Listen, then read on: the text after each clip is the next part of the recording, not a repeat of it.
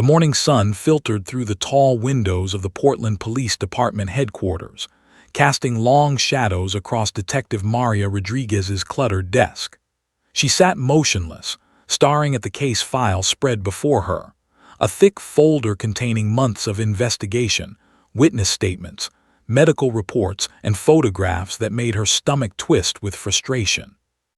The case of Marcus Harrison had become her white whale, the one investigation that refused to be solved despite overwhelming circumstantial evidence. Outside her office, the precinct buzzed with its usual morning chaos. Phones ringing, detectives laughing over coffee, the distant sound of someone being booked in the holding cells. But Maria heard none of it.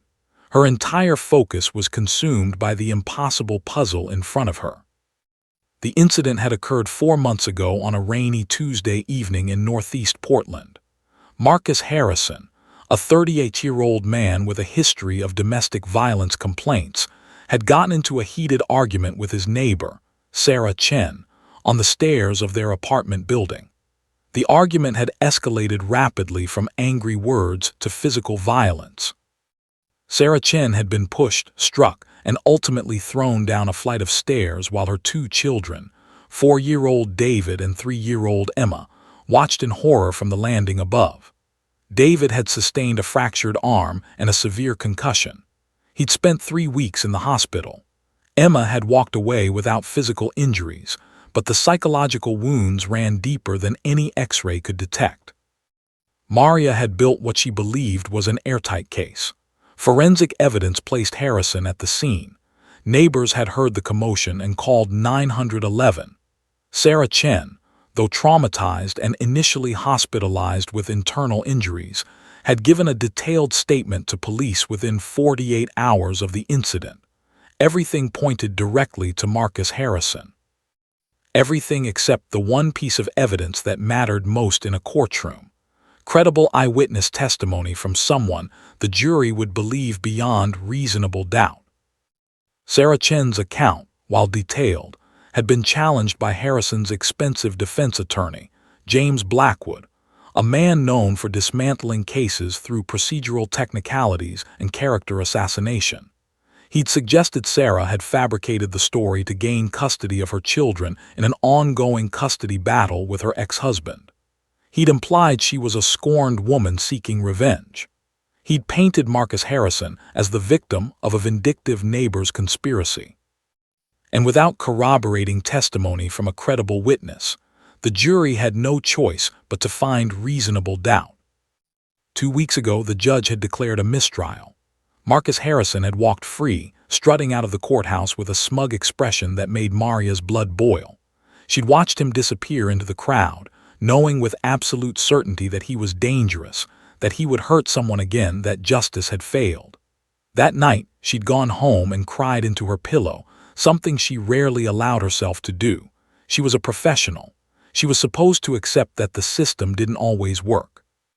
But this case felt different. This case involved children.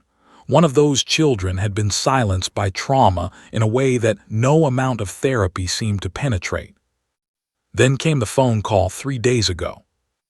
Judge Sarah Chen, no relation to Emma, had called Maria personally. The judge explained that Emma Chen had been experiencing a psychological condition called selective mutism. The trauma of witnessing her mother's violent assault had so profoundly affected the child that she'd literally lost the ability to speak about the incident. The condition was rare, the judge explained, but treatable with patience and the right therapeutic approach. However, there was a wrinkle. Emma's therapist, Dr. Miriam Hassan, had recently completed a certification in a new therapeutic technique that involved the use of specially trained support animals. Dr. Hassan believed Emma might be responsive to this approach, particularly if the animal was introduced in a controlled, gradual manner. Judge Chen had done something that shocked Maria.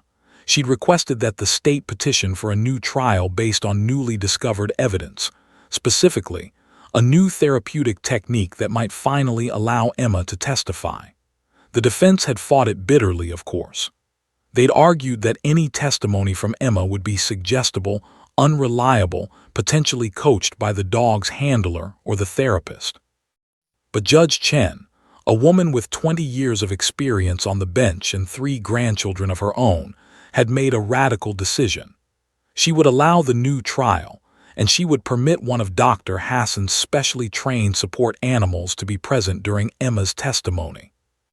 That animal was Atlas.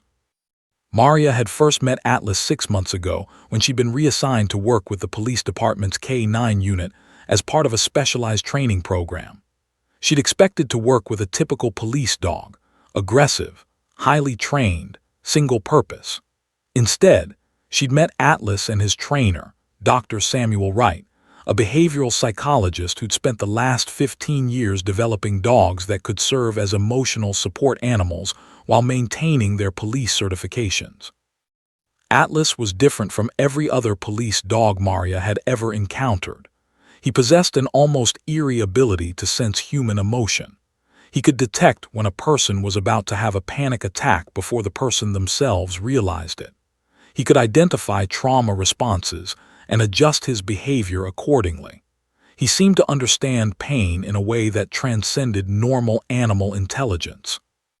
Dr. Wright had explained that Atlas was the result of careful breeding, specialized training, and something else, something that couldn't be taught or quantified.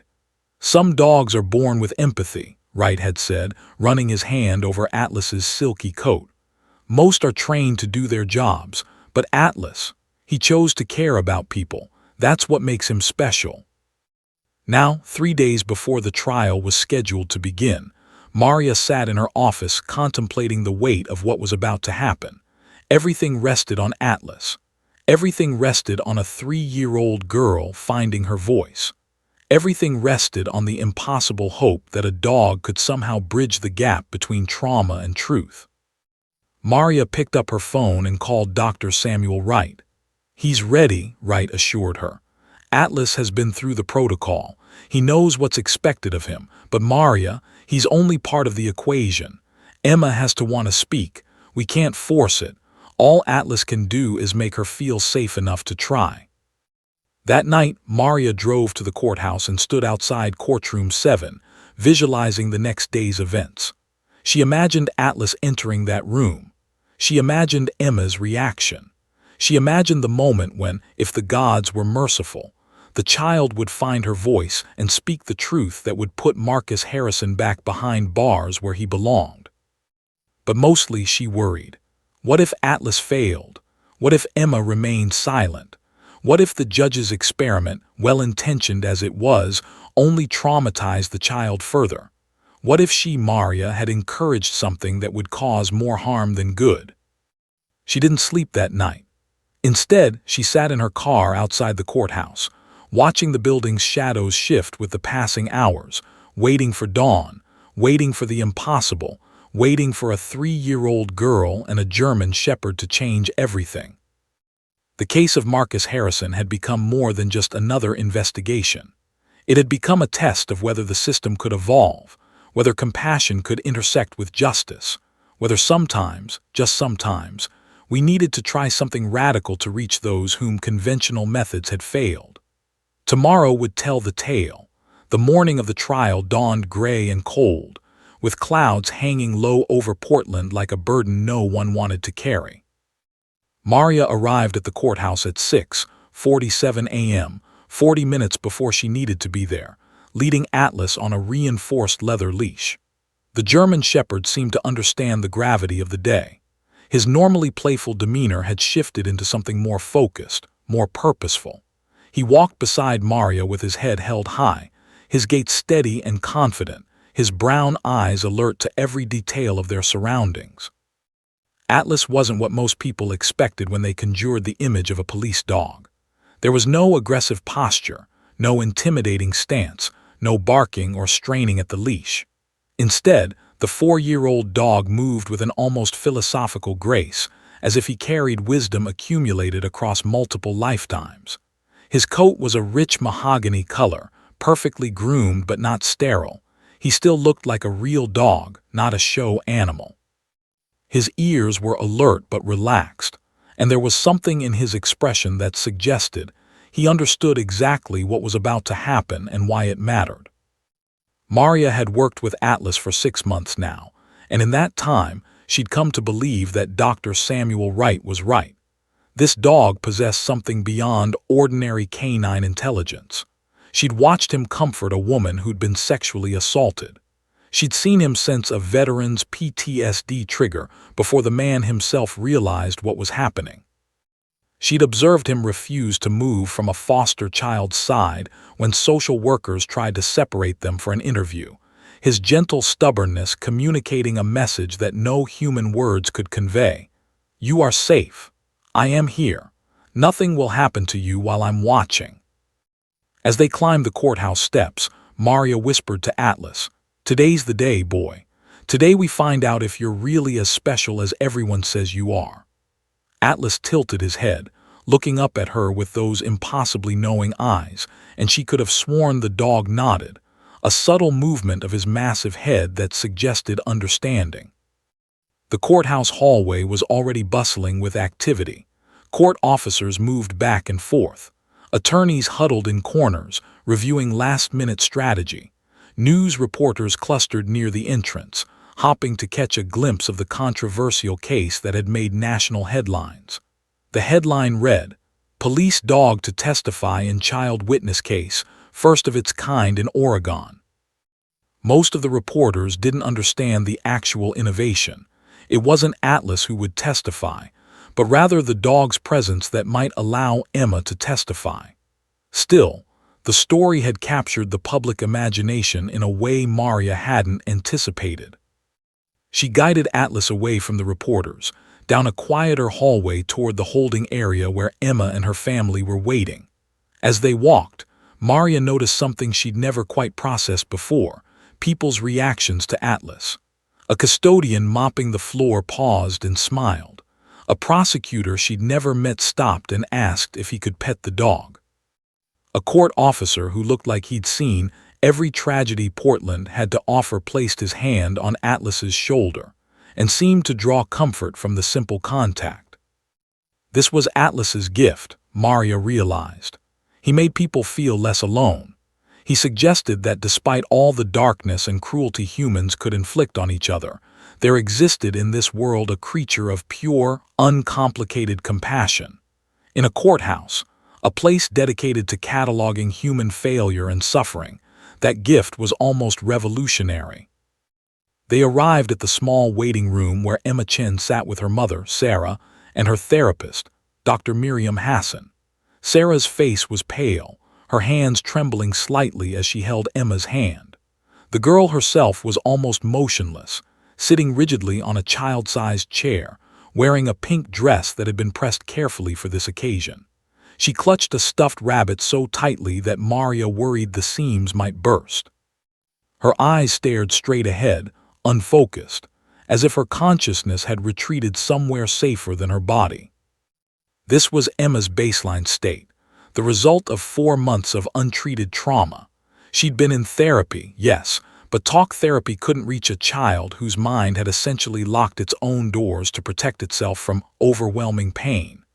Emma had become like a building with all the windows boarded up and the doors chained shut. No amount of knocking could convince her to let anyone in. Maria had brought Atlas to a children's psychologist facility 3 times for practice sessions, but she'd never brought him to meet Emma directly. Dr. Hassan had been clear.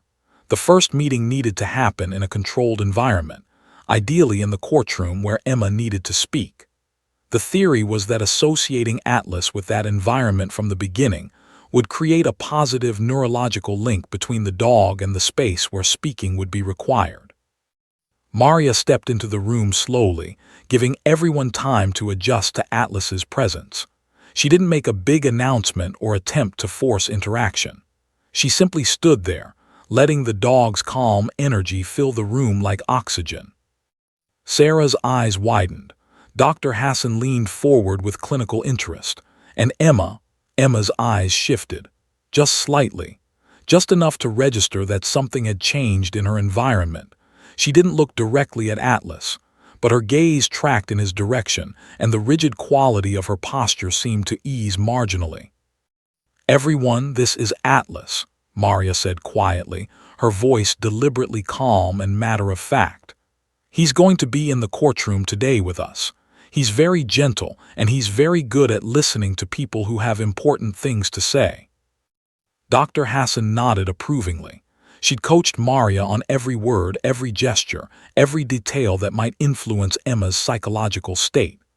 "Atlas is going to sit near Emma during the trial," Dr. Hassan explained to the child, though her words were really for Sarah's benefit.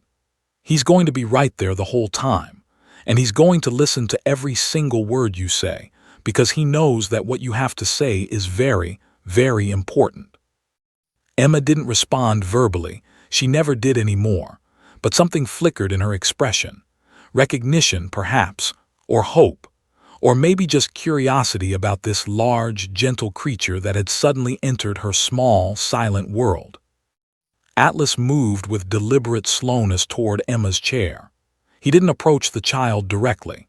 Instead, he positioned himself in the space between Emma and the door, not blocking her exit, but somehow suggesting that he would be her anchor, her security, her protection in the space ahead. Sarah Chen began to cry, quiet tears of desperation and desperate hope. She'd brought her daughter to this courthouse hopping for justice, but more than that, she'd brought her hopping that somehow, some way, Emma would find her voice again. 4 months was a long time to watch your child retreat into silence. 4 months was an eternity of wondering if your baby would ever speak again, ever laugh again, ever trust the world again. Maria watched as Atlas positioned himself with his body angled toward Emma, but his eyes looking straight ahead, as if giving her permission to observe him without the pressure of direct eye contact. The dog's breathing was deep and rhythmic, almost meditative.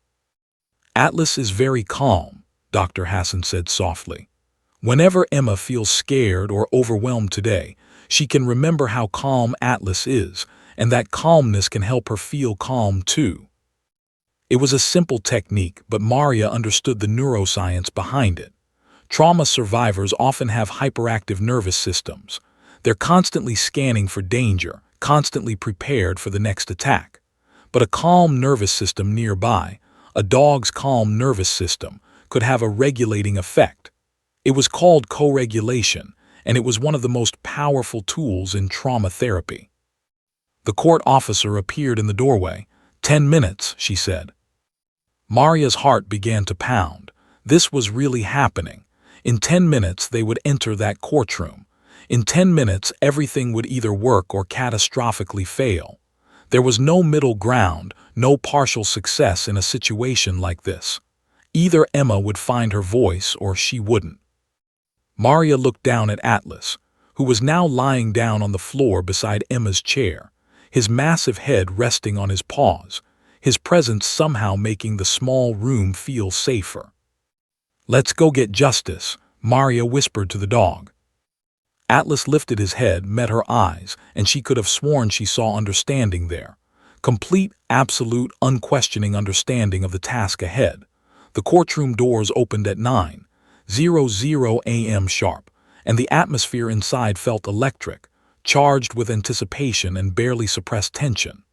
Judge Sarah Chen sat elevated on her bench, her silver hair pulled back in a neat bun, her expression serious but not unkind. She'd made the decision to allow Atlas into her courtroom, and now she would live with the consequences, whether they led to justice or to further traumatization of a vulnerable child. The weight of that responsibility showed in the set of her shoulders, the careful deliberation in her eyes. The gallery was packed beyond capacity. News reporters filled every available seat. Legal observers had traveled from across the country to witness what was being called the most innovative approach to child witness testimony in modern jurisprudence. Behind them sat Sarah Chen's extended family, her mother, her sister, her brother, all pale with anxiety, all desperate for vindication, all hoping that somehow this radical experiment would succeed where traditional methods had failed. On the opposite side of the gallery sat Marcus Harrison's supporters, a smaller contingent, but present nonetheless. His mother sat rigidly in the front row, her face a mask of defensive anger. A few friends occupied seats behind her, their expressions suggesting they believed in Harrison's innocence, or at least believed that the system had already failed and might as well fail completely. Marcus Harrison himself sat at the defense table beside his attorney, James Blackwood.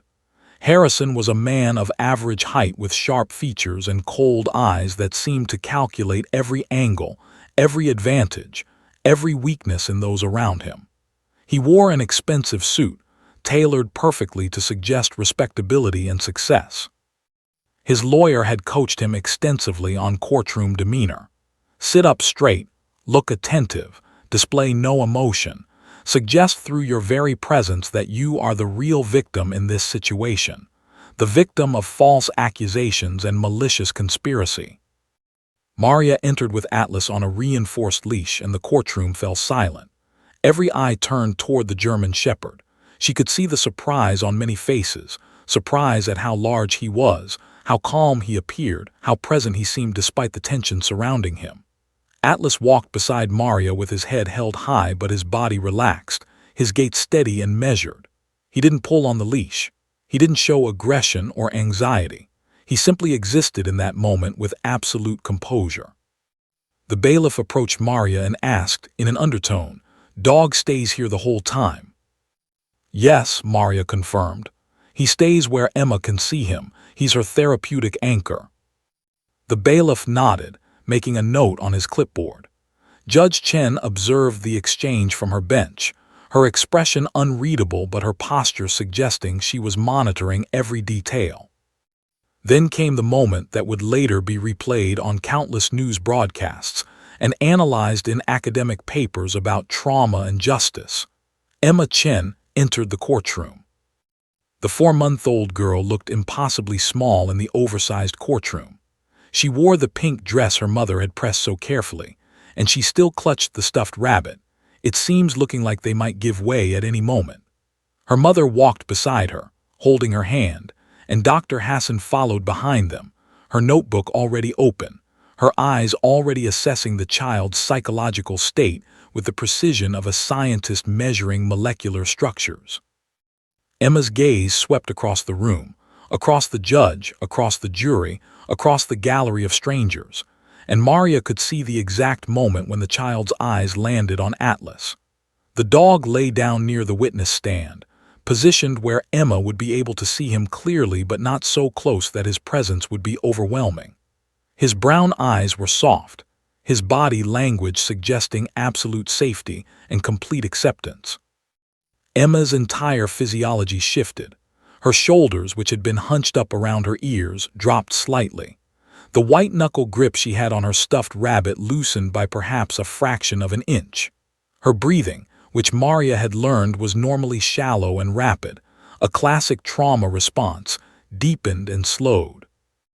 Dr. Hassan led Emma to the witness stand, helped her climb into the chair that had been specially elevated so she could see over the railing, and positioned her so she had an unobstructed view of Atlas.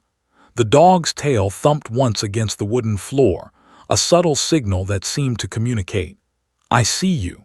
I acknowledge you. You are safe." Judge Chen addressed Emma with unusual gentleness. "Hello, Emma. My name is Judge Chen. Do you understand that you're in a courtroom?" Emma didn't respond. Her eyes remained fixed on Atlas. "Emma," Dr. Hassan said softly, "Judge Chen is talking to you.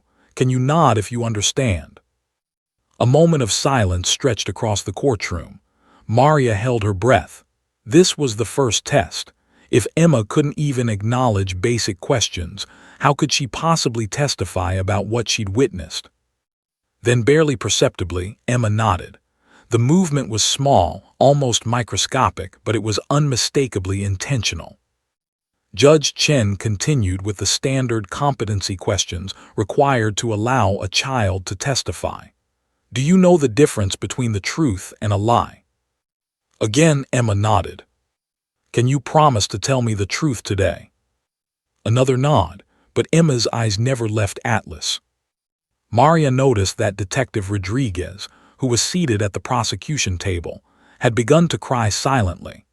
She could see tears tracking down the woman's face as she watched the 3-year-old girl make these small movements that represented so much hope, so much desperation, so much possibility for justice.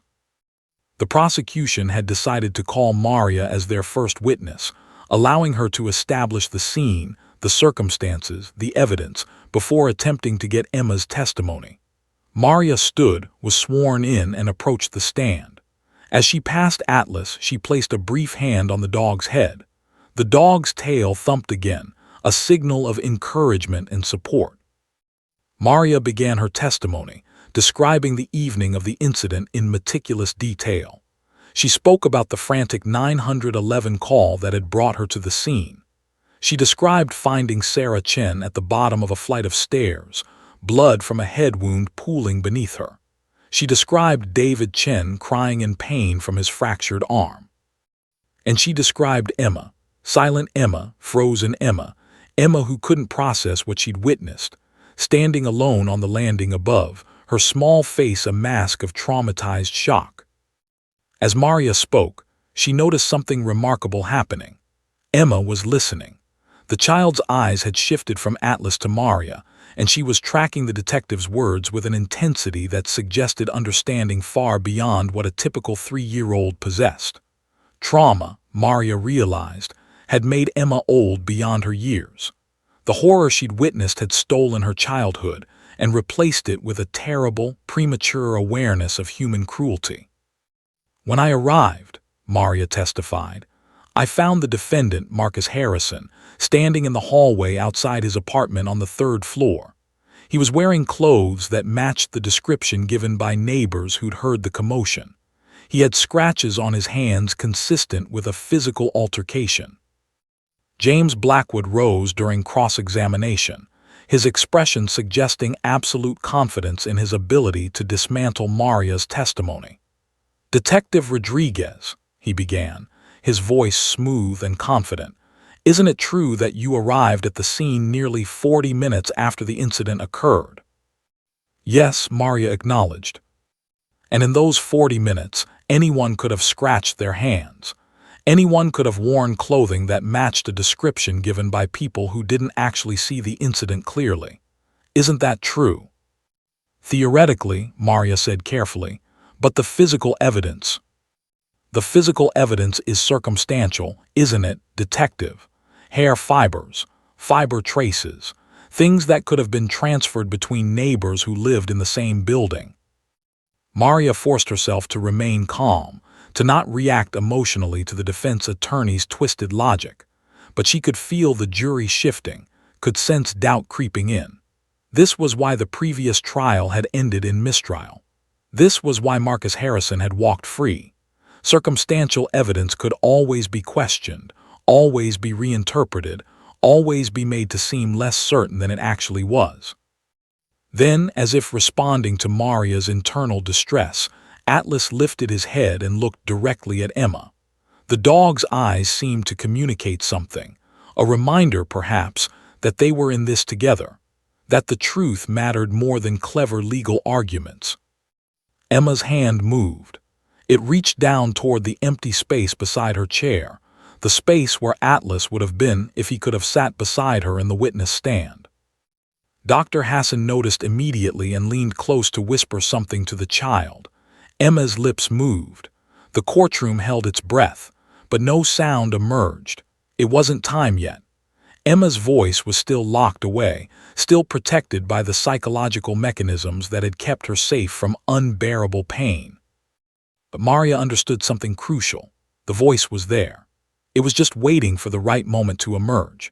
The lunch recess arrived at 12:30 p.m., and the courtroom cleared in a controlled chaos of attorneys gathering documents, reporters rushing to file preliminary stories, and court officers managing the logistics of feeding the jury without exposing them to media coverage. Maria watched as Sarah Chen gathered Emma into her arms, the mother's face a mixture of exhaustion and desperate hope. The morning session had established the scene, the evidence, the physical facts, but it had also confirmed what everyone feared. Without Emma's testimony, without hearing directly from the child who had witnessed the violence, The case remained vulnerable to reasonable doubt. Dr. Hassan approached Maria as she was removing Atlas's leash in the holding area. "She's responding to the dog," the therapist said quietly, her professional demeanor softened by genuine emotion. "I can see the neurological shift. Her parasympathetic nervous system is activating. She's moving toward a state where verbal communication might be possible." "But she still hasn't spoken," Maria said, trying to manage her disappointment. "Not yet," Dr. Hassan agreed. "But Maria, you have to understand, for a child in Emma's state, even nodding is a form of communication. Even reaching toward Atlas is a breakthrough. Selective mutism isn't just about being unable to speak. It's about the nervous system literally shutting down certain neural pathways because the trauma is too overwhelming. We're slowly opening those pathways, but it takes time and it takes safety." Judge Chen had made an unprecedented decision during the recess. She would allow Emma and Atlas to have supervised time together before the afternoon session resumed. The judge had consulted with Dr. Hassan and agreed that a strengthened bond between the child and the dog might provide the psychological foundation Emma needed to finally speak. It was unconventional, perhaps even questionable from a procedural standpoint, but Judge Chen had decided that justice sometimes required breaking the rules that governed courtrooms. Maria, Sarah, Emma, and Dr. Hassan were escorted to a private chamber adjacent to the courtroom, a small, comfortable room with soft lighting and furniture that had been specifically arranged to feel welcoming rather than institutional. Atlas was brought in separately, and when the dog entered and saw Emma, something shifted in his demeanor. He'd been professional and composed in the courtroom, but in this private space, his entire body language changed. His tail began to wag. His ears perked forward. He approached Emma with a gentleness that made Sarah Chen gasp.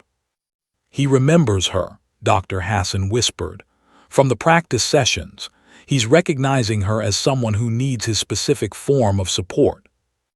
Emma's entire body went rigid for a moment as Atlas approached. The dog moved with deliberate slowness, his body lowered slightly to make himself appear smaller and less threatening. He positioned himself beside Emma's chair rather than directly in front of her, a calculated decision that gave the child agency in deciding whether to interact.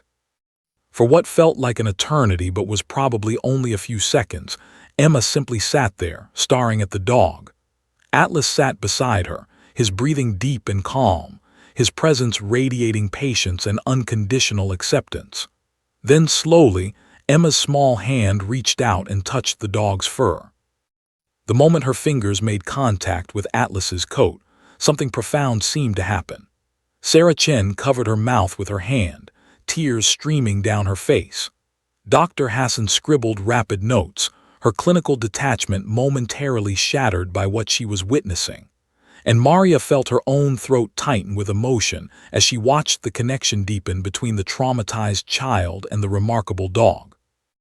Emma's hand began to move across Atlas's coat in repetitive motions, long strokes from his shoulder to his hip, then back again. The movement was self-soothing, but also seemed to be simultaneously soothing the dog. Atlas's eyes closed slightly, and his body seemed to melt into the child's touch. "Emma," Dr. Hassan said very softly, "do you want to tell Atlas what happened that night?" The therapist's voice was gentle, almost conversational, as if she were simply suggesting that Emma might enjoy sharing a pleasant story rather than asking her to recount the worst day of her life. Emma's hand continued to stroke Atlas's fur. Her lips moved. No sound emerged, but her jaw was clearly working, her tongue moving, her throat attempting to produce voice. Then Emma leaned close to Atlas's ear. She brought her small face right against the dog's head, and she began to whisper. Her voice was barely audible, just a fragile thread of sound that seemed to require monumental effort to produce. But it was there. Words were coming. Halting, disconnected, but unmistakably words. "He yelled," Emma whispered into Atlas's ear. "He was so angry, he yelled at Mommy." Sarah gasped, a sound caught between joy and devastation. Atlas didn't move. He remained absolutely still, his body language communicating absolute attention and unconditional acceptance. He was, Maria realized, functioning as a confessor, a being who would receive Emma's trauma without judgment, without reaction, without any of the adult complications that made it impossible for her to speak to humans. He pushed Mommy, Emma continued, her words becoming slightly stronger as she continued. Mommy fell, down and down and down. He kept yelling, I was scared, so scared. Tears began to roll down Emma's cheeks as she continued to whisper into Atlas's ear. The words came faster now, more coherent, more detailed. She described the argument upstairs that had escalated into violence. She described Harrison's voice, loud and cruel and filled with rage. She described her mother's screams. She described her baby brother crying. She described the moment when her mother had fallen, her body tumbling down the stairs, and the terrible silence that followed. Dr. Hassan was taking notes, her clinical eye assessing Emma's level of emotional regulation. The child wasn't becoming more hysterical or unstable. Instead, she seemed to be achieving a kind of catharsis, a release of pressure that had been building for 4 months. You're so brave, Emma, Dr. Hassan said quietly. Atlas knows you're brave. I know you're brave. Emma pulled back from the dog slightly, and for the first time in 4 months she looked directly at an adult's face. She looked at her mother, and through tears and trembling lips, she said something that no one in that room had heard before. I want to tell the judge. Atlas says I can tell the judge. It was a simple statement, but it carried the weight of a monumental decision. Emma had chosen to speak. She'd chosen to break the silence that trauma had imposed on her. She'd chosen to trust that the truth mattered more than the fear. Sarah pulled her daughter close, tears streaming down her face. Yes, baby. Yes, you can tell the judge. You're so brave. Dr. Hassan looked at Maria, and in her eyes was the confirmation of what they'd both suspected. Emma was ready. The neural pathways had been opened. The psychological safety had been established. The child who had been locked in silence for 4 months had found her voice. Atlas rested his head on Emma's lap, and the girl continued to stroke his fur, continuing to find courage in his calm presence. Maria stepped out of the room for a moment, needing to collect herself before returning to the courtroom. She called Detective Rodriguez on her cell phone. She's speaking, Maria said simply. There was a moment of profound silence on the other end of the line. Then, thank God, thank God. The afternoon session would begin in 15 minutes. As the time approached, Maria guided Emma, Sarah, and Dr. Hassan back toward the courtroom. Atlas walked beside Emma, and the child's hand rested on the dog's neck, drawing strength from him with every step. When they entered that courtroom again, everyone present would understand that something had fundamentally changed. The silent child had found her voice, and now, finally, the truth would be heard. The afternoon light streamed through the tall windows of Courtroom 7, casting golden shadows across the wooden floor as the proceedings resumed at 1:45 p.m. Judge Chen took her seat on the bench, her expression grave but expectant. The jury filed back in, some looking confused about why they'd been given such an extended lunch break. The gallery filled again with reporters, legal observers, and family members, all sensing that something significant was about to occur. The energy in the courtroom had shifted. Where the morning had felt uncertain and tentative, the afternoon carried an almost electric charge of anticipation. Maria led Atlas back to his position near the witness stand, and the dog settled into a down position with the ease of long practice. Emma was brought back to the witness stand by Dr. Hassan, and this time, the child's demeanor was noticeably different. Her posture was slightly straighter.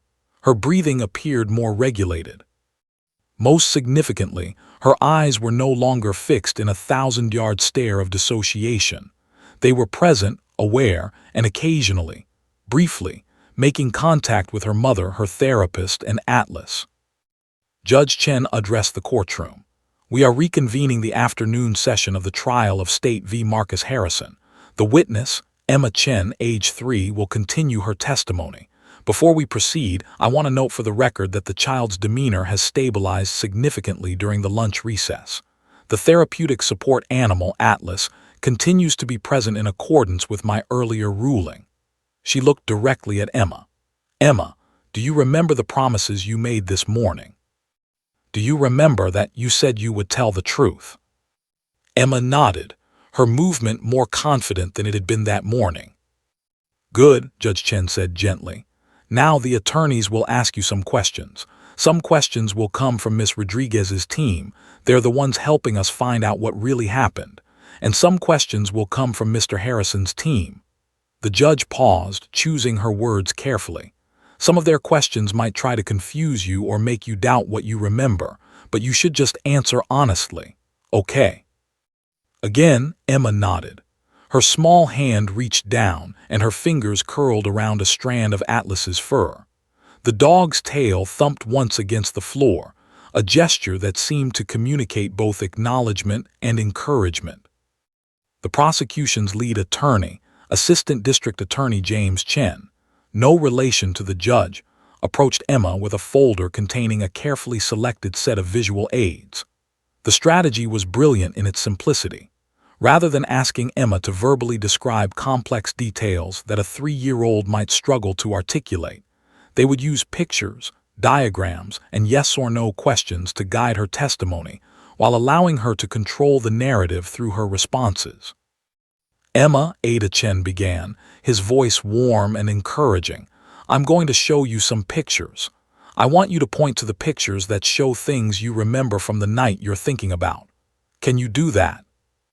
Emma nodded, and Ada Chen produced a laminated picture board containing various images. A living room, a kitchen, a staircase, an apartment building's exterior. A man's face showing only the side profile, deliberately avoiding the defendant's photograph at first. A child crying, a woman lying down. Emma's small finger trembled as it extended toward the first image, the staircase. She pointed with absolute certainty, as if that image held a particularly powerful memory for her. That's the stairs in your apartment building, Ada Chen asked gently. Emma nodded, then her finger moved to the living room image, then to the apartment building exterior, then to the image of a woman lying down. With each point, she was constructing a map of her trauma, a visual narrative of the events that had devastated her world. Dr. Hassan watched with clinical precision, nodding that Emma's pointing was becoming more confident with each selection. The child was accessing her memory, and importantly, she was doing so without becoming overwhelmed. Her connection to Atlas, her hand occasionally returning to stroke the dog's fur between pointing sequences, was maintaining her emotional equilibrium. Emma, Ada Chen said carefully, I'm going to show you some pictures of people now. I want you to point to anyone you recognize. Okay. He produced a new set of photographs, carefully arranged. There was the profile of a man who resembled Marcus Harrison but wasn't him. There was a photograph of a police officer. There was a blank space. And then, in a position Emma would need to identify deliberately, there was a photograph of Marcus Harrison, his actual face, looking directly at the camera with the kind of expression one has in a mugshot, resigned, angry, trapped. The courtroom fell absolutely silent. Every person present understood that this was the moment, the critical junction where a 3-year-old child would either identify her attacker or fail to do so. If she didn't identify him, if her memory was confused or suppressed, the case would collapse like a house of cards. Emma's eyes moved across the photograph slowly. Her breathing became slightly more rapid. Atlas's ears perked forward, and the dog's entire body seemed to tense in response to the child's distress. It's okay, Dr. Hassan whispered. Take your time, Emma. Just point to anyone you remember. Emma's finger moved toward the first photograph, the man who resembled Harrison but wasn't him. Her finger hovered there for a moment. Maria's heart sank. Was the memory too confused? Was trauma distorting her perception? Then Emma's hand moved away from that photograph. Her finger trembled as it extended toward the actual photograph of Marcus Harrison. She pointed with a directness that suggested absolute certainty, and as she did, a small sound escaped her throat, almost a whimper, almost a gasp of recognition mixed with fear.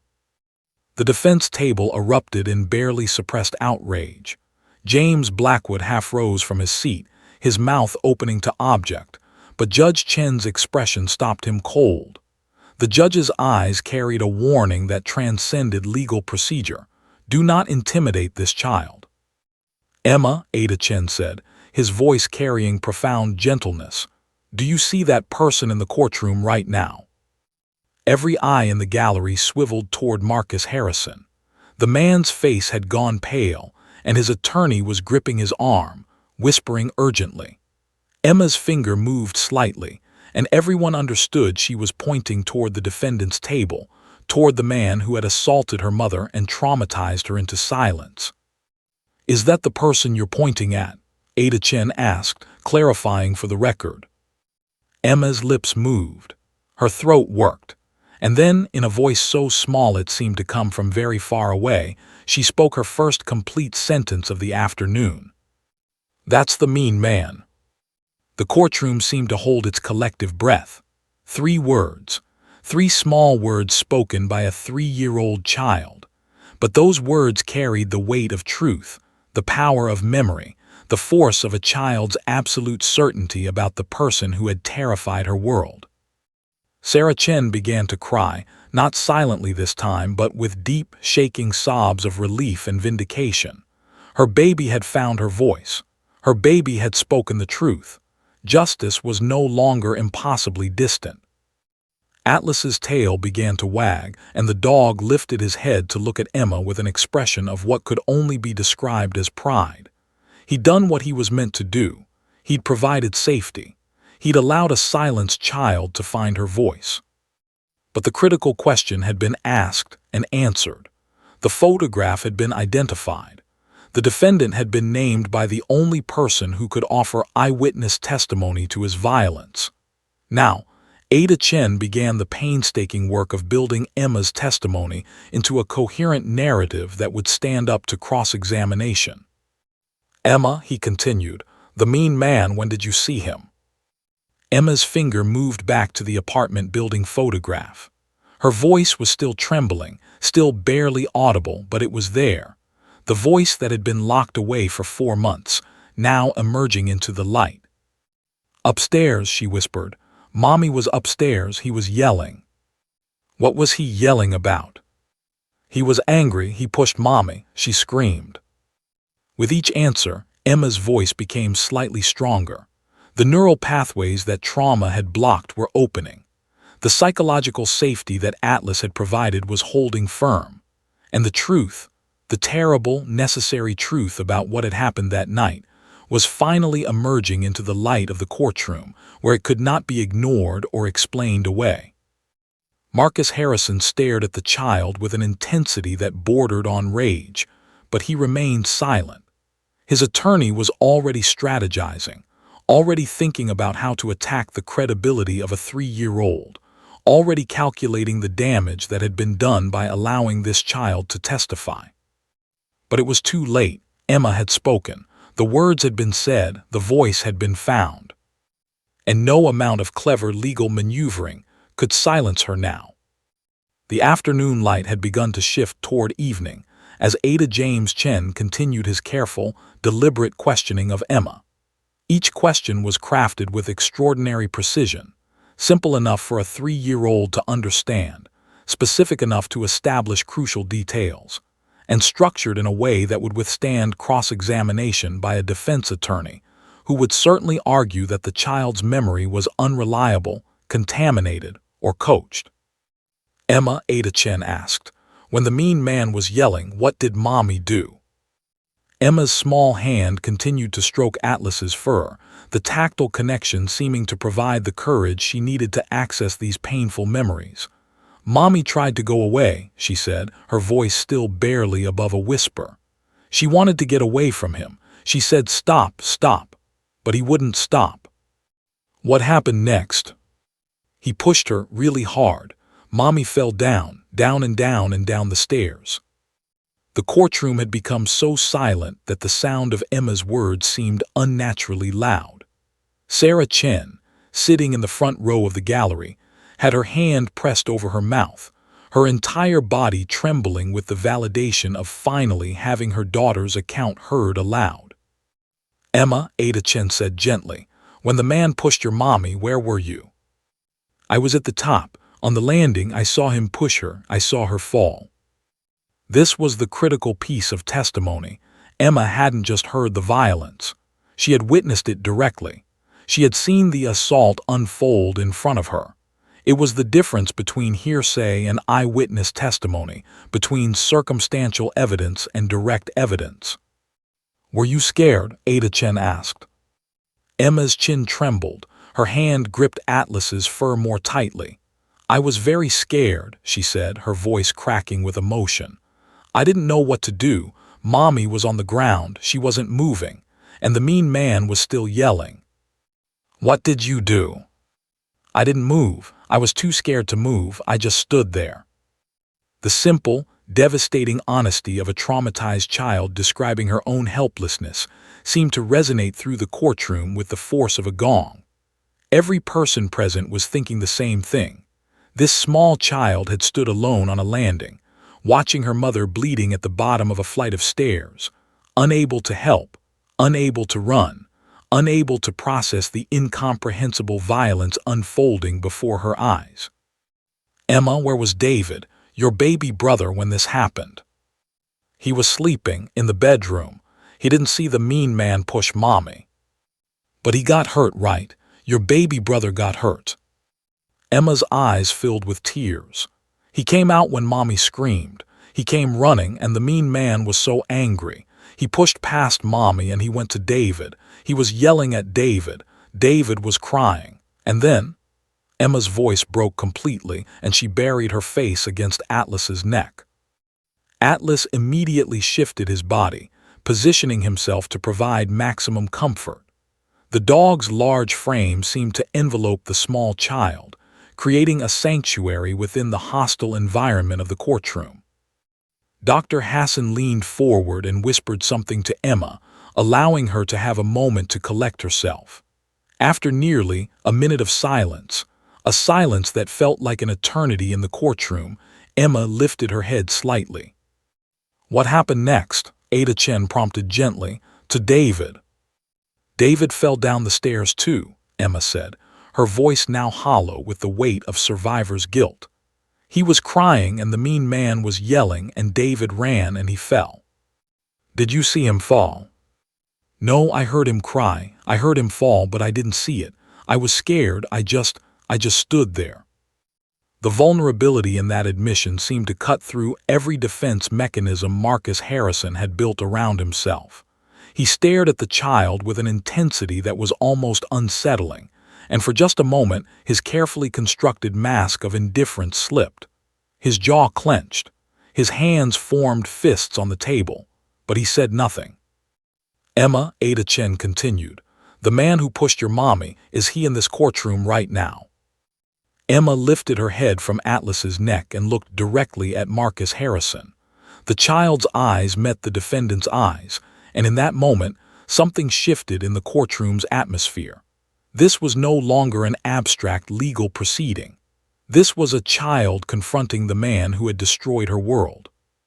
"Yes," Emma said, her voice suddenly stronger, more certain. "That's him. That's the mean man. He pushed Mommy. He made David fall. He yelled and yelled and yelled."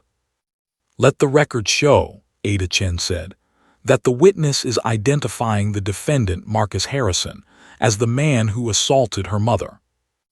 Judge Chen nodded, making a note on her pad. The identification had been made. The child's testimony had directly implicated the defendant in the violence, and now came the moment when the defense would attempt to dismantle everything that had been established. James Blackwood rose from his seat with the confidence of a man who had successfully destroyed child witnesses before. He approached the stand slowly, deliberately, his entire demeanor suggesting that he was about to expose the child's testimony as unreliable, coached, or contaminated by the presence of the dog. Emma, he began, his voice taking on a tone of false gentleness, "You're 3 years old, correct?" "I'm 3," Emma confirmed. "And 3-year-olds sometimes have trouble remembering things clearly, don't they?" Emma looked at Atlas and the dog's ear perked forward. "I remember," she said simply. "You remember because the dog is here?" Blackwood asked, his tone suggesting that the dog was somehow contaminating the child's memory. "The dog is helping you remember things that might not have happened exactly the way you're describing." "No," Emma said firmly. "Atlas helps me feel safe. I remember what I saw." The child's directness seemed to throw Blackwood off balance momentarily. He'd expected a terrified, confused child who would fall apart under cross-examination. Instead, he was facing a child who, despite her trauma, was speaking with remarkable clarity. "Emma, did anyone tell you what to say today? Did Miss Rodriguez or the judge or your mommy tell you what words to use?" "No, I told Atlas, and then I told you." It was a simple statement, but it was also a rebuttal to the suggestion that her testimony had been coached. She had told her story to the dog first, from her own internal experience, without adult interference. The testimony she was now providing to the court was a direct translation of what she had already processed and articulated. Blackwood tried several more angles, suggesting that Emma was confusing Marcus Harrison with someone else, that her memory was influenced by what adults had told her, that the dog was somehow manipulating her psychological responses. But with each question, Emma answered with a consistency and clarity that belied the suggestion that her testimony was anything other than genuine recollection. Finally, Blackwood asked, "Emma, did you understand that your mommy might not be here right now if you hadn't come to court today?" Emma considered this question with an intensity that seemed beyond her years. Then she said, "Mommy is here because the mean man hurt her. I came to court to tell the truth about what he did." The courtroom erupted. Judge Chen's gavel came down, but the sound of her striking the bench couldn't contain the emotional release that had built up throughout the afternoon. Sarah Chen was openly weeping. Members of the gallery were crying. Even some of the jurors were visibly moved. But the moment that would later be replayed in news broadcasts across the country, the moment that would become the defining image of this case, hadn't occurred yet. As the commotion subsided and Blackwood reluctantly indicated he had no further questions, Emma reached down to stroke Atlas one final time. The dog looked up at her, and in that moment of absolute connection between child and animal, Emma whispered something that only Atlas could hear. Then, as if emboldened by the dog's silent affirmation, she turned to face the entire courtroom. Her small body straightened. Her voice, which had been trembling throughout the afternoon, became suddenly clear and strong. "He yelled," she said, her gaze fixed on Marcus Harrison. "He yelled and he pushed Mommy and he hurt David. He was the mean man, and what he did was bad." It was only a few sentences, spoken by a 3-year-old child, but in that moment the entire trajectory of the trial shifted irrevocably. The truth had been spoken, the victim had been heard, and justice, which had seemed impossible just hours before, suddenly became inevitable. The courtroom seemed to hold its breath as Judge Chen called for the afternoon recess, allowing the jury to step away and allowing the full weight of Emma's testimony to settle into everyone's consciousness. The child was carefully guided down from the witness stand by Dr. Hassan, and the moment her feet touched the courtroom floor, Atlas rose from his position and moved to her side. The dog's presence seemed to signal an end to the testimony, a completion of the mission that had brought him into that courtroom. In the hallway outside, Sarah Chen scooped her daughter into her arms and held her so tightly that Maria worried the child might not be able to breathe. But Emma didn't struggle. Instead, she pressed her face into her mother's shoulder and both of them cried, not tears of despair, but tears of catharsis, of release, of the terrible burden finally being shared and witnessed and validated by the world. "You were so brave," Sarah whispered over and over again. So brave, my baby." Emma pulled back slightly and looked at Atlas. The dog had positioned himself beside them, his body language suggesting he was a guardian of this sacred family moment. "Atlas helped me," Emma said simply. "Atlas knew I could do it." Dr. Hassan stood nearby, her clinical eyes assessing Emma's psychological state with professional precision, but her own eyes were glistening with tears that she made no effort to hide. "Emma's nervous system has shifted," she said quietly to Maria. "Do you understand what just happened? She accessed traumatic memory without becoming re-traumatized. She told her story while maintaining emotional regulation. She confronted the person who hurt her family and spoke the truth without being destroyed by it. This child just demonstrated a level of psychological resilience that took months to cultivate, but she did it." Maria knelt beside Emma and placed her hand on the child's shoulder. "You know what Atlas is. He's a hero, and now you're a hero too. Real heroes help other people, and you just helped your mommy. You helped your baby brother, and you helped make sure that the mean man can't hurt anyone else." Emma looked up at Maria with eyes that seemed far too old for her small face. "Will he go to jail?" "Yes," Maria said gently. "Because you told the truth, he's going to go to jail, and that means other people will be safe." The reality of what the child had accomplished, not just for her own family but for the broader cause of justice, seemed to settle on Emma with a kind of solemn weight. She understood, in the way that traumatized children often come to understand, that her suffering had meaning. Her pain had purpose. Her voice had power. When the jury reconvened 3 hours later, the energy in the courtroom had transformed completely. Where there had been uncertainty in the morning, there was now clarity.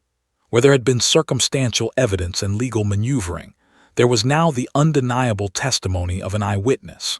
The prosecution had called 2 additional witnesses, the paramedics who had responded to the 911 call, and a neighbor who had heard the commotion.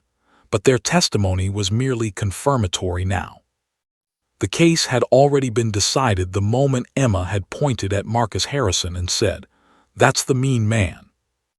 James Blackwood's closing argument attempted to cast doubt on the child's testimony by emphasizing her age, the suggestibility of young children, the controversial nature of allowing a therapy dog in the courtroom.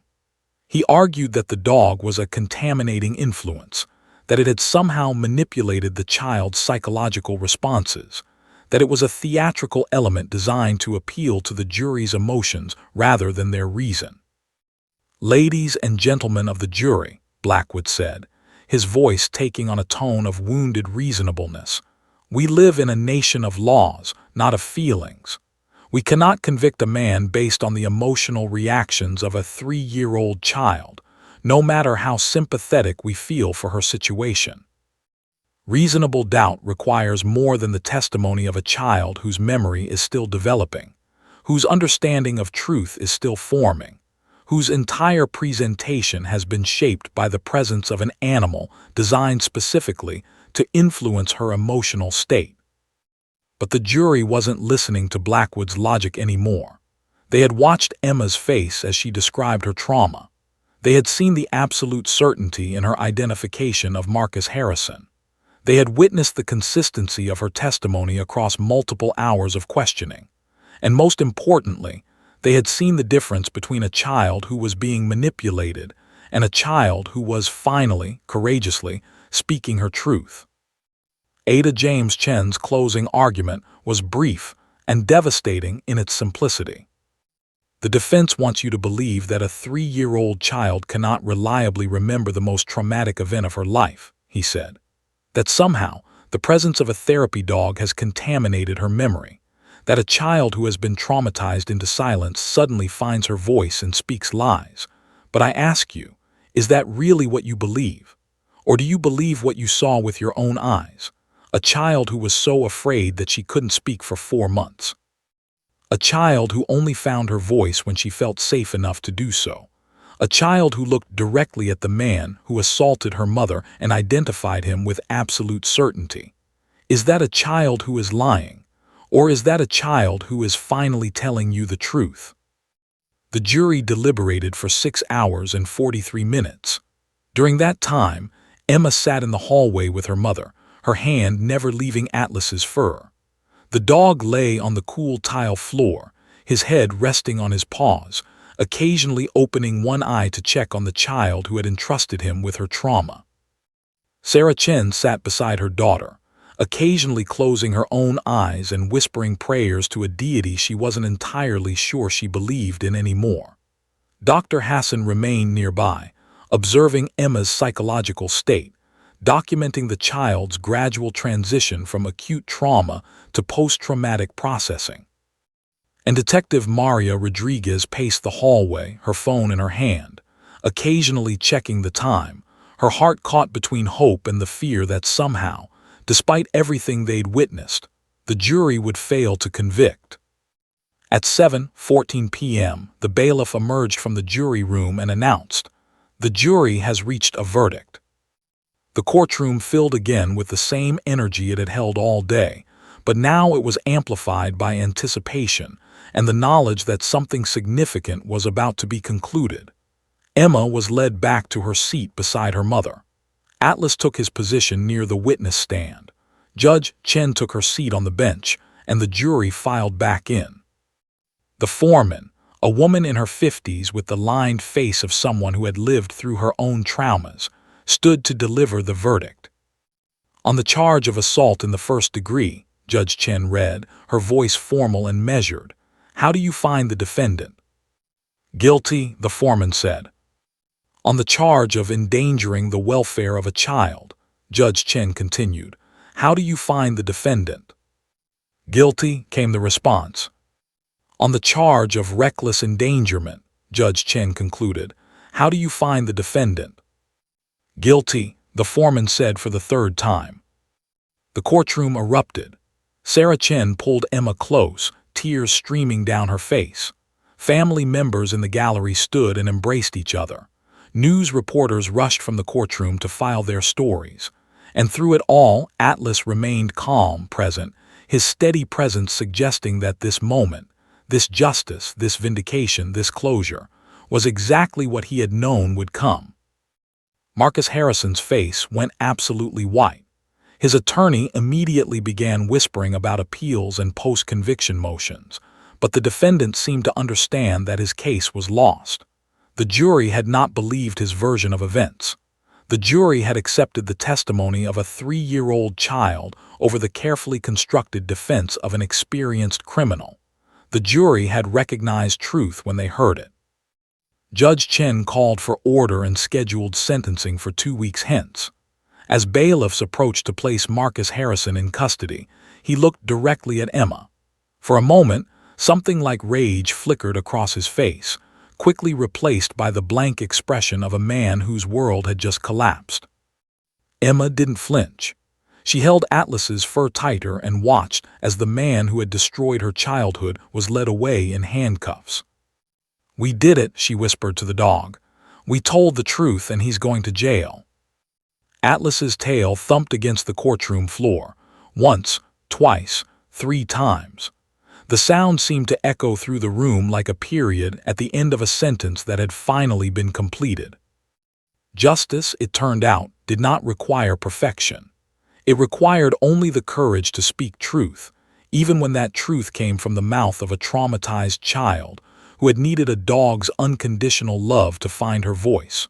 1 year had passed since the verdict, and the changes that had occurred in that single year seemed to span entire lifetimes. Emma Chen stood in front of a microphone at a press conference in downtown Portland, her small frame barely visible above the podium that had been specially lowered for her height. Beside her stood Detective Maria Rodriguez, her hand resting gently on Emma's shoulder. And at Emma's other side, his massive head reaching almost to the child's shoulder, stood Atlas, now officially recognized as the first therapeutic police dog to testify, through the child he'd supported, in a criminal trial. The courtroom was packed with reporters, legal scholars, law enforcement officials, and advocates for child witness protection.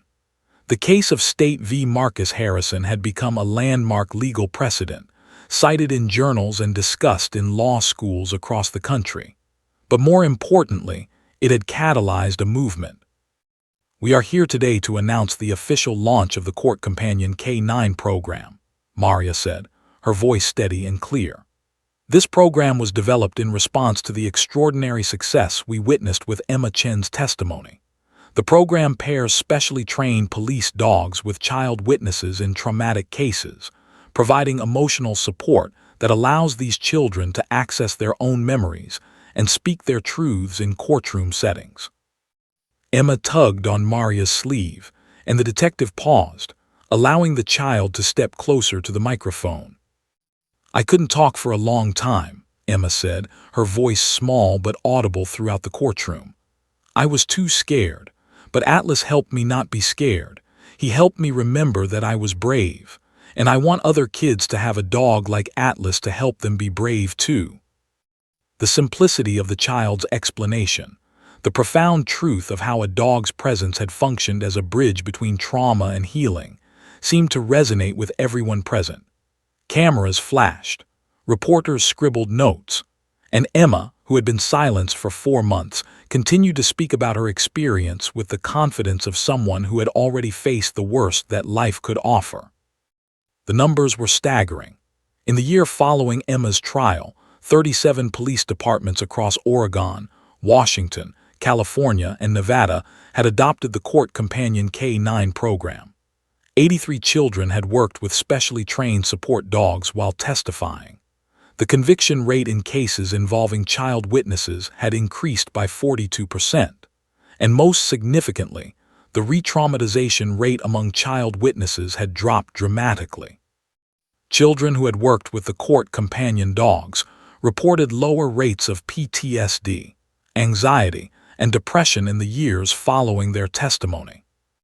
Dr. Miriam Hassan had published a groundbreaking paper in the Journal of Forensic Psychology, documenting the neurological basis for why dogs could serve as regulatory anchors for traumatized children. The paper had been downloaded over 50,000 times and had sparked international interest in the program. Universities in Australia, the United Kingdom, and Canada had begun developing their own versions of the Court Companion initiative. But the most profound change had occurred in Emma herself. "Tell them about school," Maria prompted gently. Emma's face lit up. "I go to kindergarten now," she said proudly. "And I made friends, I talk to my teacher, I tell her when I don't understand things, and I'm not scared anymore." What Emma didn't mention, but what was evident to anyone observing her, was the transformation that had occurred in her overall development. The trauma that had stolen her childhood, that had silenced her, that had locked her in a prison of fear, had been processed and integrated. Emma was not untouched by what had happened. No child could be. But she had moved from being defined by her trauma to incorporating it as simply one chapter in a larger story of resilience and growth. David Chen, Emma's baby brother, had recovered fully from his physical injuries. His psychological recovery had been less complicated than Emma's because his memories of the event were fragmented and age-appropriate, filtered through the understanding of a 4-year-old. He stood beside Emma at the press conference, dressed in a small suit that made him look unnaturally formal, beaming with pride at his sister's bravery.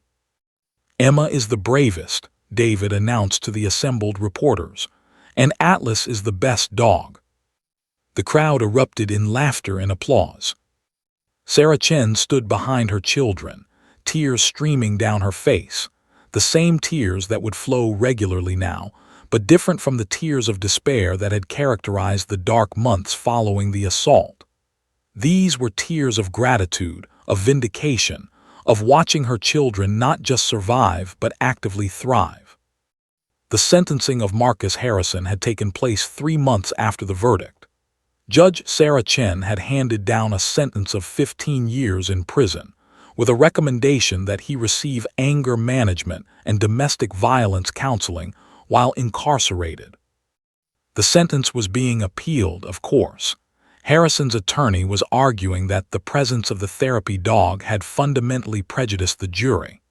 But the appeals court had already ruled once in favor of the lower court's decision, suggesting that further appeals were unlikely to succeed. But perhaps the most remarkable development had been the international recognition of what Emma had accomplished. At age 5, she had been nominated for the International Children's Peace Prize. While she hadn't won, the prize had gone to a teenager working on climate change in Indonesia. Her nomination had elevated the conversation about child witnesses and trauma in ways that no academic paper could. Detective Maria Rodriguez had been promoted to captain and had been given charge of developing the Court Companion K-9 program across the entire state of Oregon. She worked closely with Dr. Samuel Wright to identify and train new dogs for the program. Atlas, now 5 years old, had become something of a celebrity. He'd appeared on 3 different news programs, had been featured in a documentary about trauma and healing, and had thousands of social media followers who tracked his work with traumatized children. But Atlas's greatest reward wasn't fame or recognition. It was the simple fact that he could continue to do what he'd been born to do, provide unconditional love and emotional safety to those who needed it most. "Emma," a reporter called out, "if you could say something to other children who have experienced trauma, what would you say?" Emma paused, clearly considering the weight of the question. She reached down and placed her small hand on Atlas's head. "I would say," Emma began slowly, "that what happened to me was not my fault, and that even when you're scared, you're still brave, and that there are people and dogs who will help you if you let them, and that telling the truth is scary but it makes you free." The courtroom fell silent. In that moment, a 5-year-old child who had been traumatized into silence had articulated a philosophy of healing and resilience that would have taken most adults decades to understand. 1 week after the press conference, Emma and her family took a trip to the beach. It was a deliberate choice, a way of reclaiming joy, of moving forward, of allowing the trauma to become historical rather than present. Atlas came with them, and the dog ran through the surf with a freedom and joy that suggested he understood the significance of the moment. Emma built sandcastles with David. Sarah watched from a blanket, her face tilted up toward the sun, allowing herself to feel genuine happiness for the first time in a year. And Atlas, noble, patient, extraordinary Atlas, swam in the ocean and shook water over the children, earning delighted squeals and laughter that echoed down the beach. As the sun began to set, painting the sky in shades of orange and purple, Emma sat beside Atlas and whispered something that no one else could hear. The dog turned his head and licked the child's face, and Emma dissolved into giggles, the sound of a child who had been given back her childhood, who had been allowed to speak her truth and be believed, who had discovered that sometimes courage isn't about being unafraid. Sometimes it's about being terrified and speaking anyway. Dr. Samuel Wright had once said that some dogs are born with empathy, that they choose to care about people.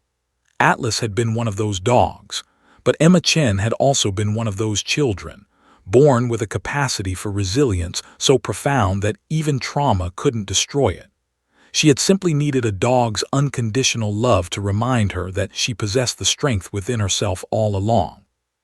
5 years later, at age 10, Emma Chen would testify before the Oregon State Legislature about the importance of funding the Court Companion K-9 program.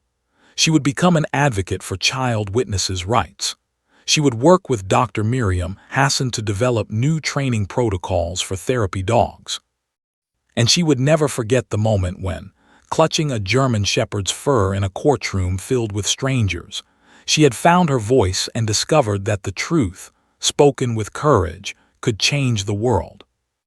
Atlas would continue his work until his retirement at age 11, supporting over 200 traumatized children in their pursuit of justice and healing.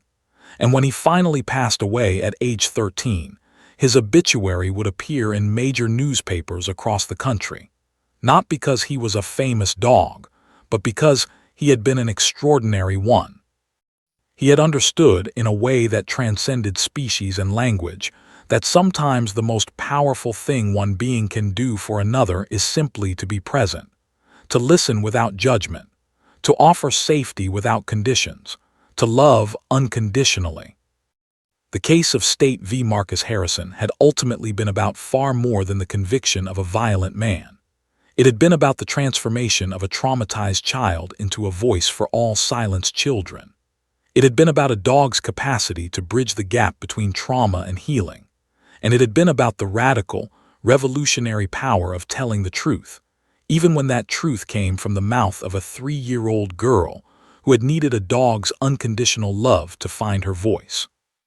In courthouses across the country, the legacy of Emma Chen and Atlas continued to echo. Children who had witnessed violence, who had experienced trauma, who had been silenced by fear, found their voices supported by specially trained dogs. Justice became not just a legal concept but a lived reality for families who had thought justice was impossible. And it all began with 2 words. He yelled, spoken by a brave 3-year-old girl who had decided that the truth was worth the terror of speaking it aloud. The end.